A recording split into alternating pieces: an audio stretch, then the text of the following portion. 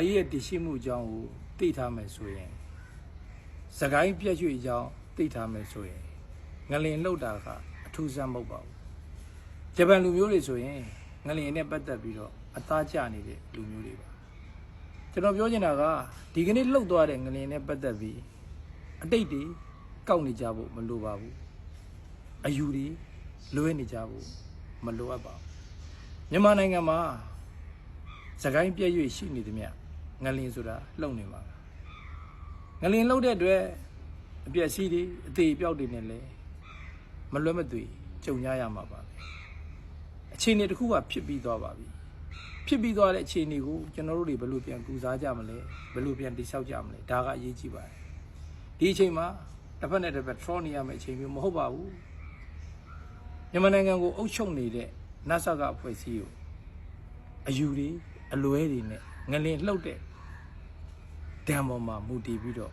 အပြစ်ပြောနေရမယ့်အချိန်မဟုတ်ပါဘူးငလင်ကြောင့်ပျက်စီးသွားတဲ့နေရာတွေဒေသတွေအပျက်စီးအပုံတွေရှိရာကိုရောက်လာကြမှာတပ်မတော်သားတွေပါပဲတက်နဲ့ပြည်သူလက်တွဲညီကြဖို့ကဒီအချိန်ပါပဲတိုင်းပြည်မှာတဘာဝဘေးအန္တရာယ်နဲ့ကြုံတဲ့အချိန်တိုင်းမှာအခက်အခဲတွေရှိတဲ့နေရာအပျက်စီးတွေရှိတဲ့နေရာကိုရောက်လာတတ်ကြတာမြန်မာတပ်မတော်သားတွေပါပဲဒီအခင်းချင်းမှာလည်းတချို့သောသူတွေမုန်းနေတဲ့မြန်မာတပ်မတော်သားတွေဟာအပျက်စီးတွေရှိရာကိုရောက်လာကြမှာပါ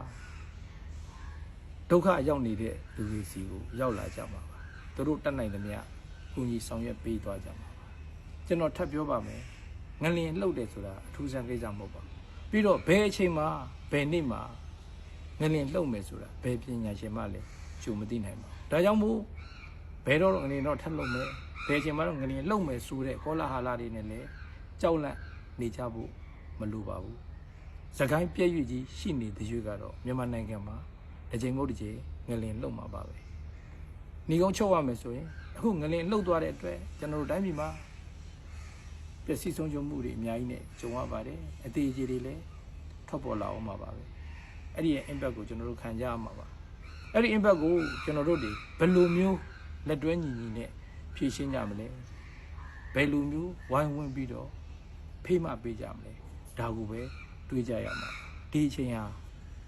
တက်တဲ့ပြည်သူလက်တွဲညီညီနဲ့အခက်အခဲတွေဒုက္ခတွေကိုဖြည့်ရှင်းကြဖို့ဖေးမကြဖို့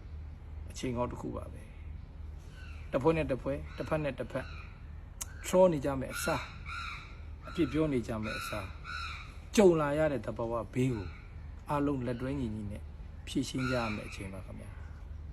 မြန်မာနိုင်ငံသူမြန်မာနိုင်ငံသားအားလုံးဘေးရန်တွေအကိရှင်းကြပါအေးချမ်းကြပါလိမ့်ကျွန်တော်မေးလို့ဆိုပါ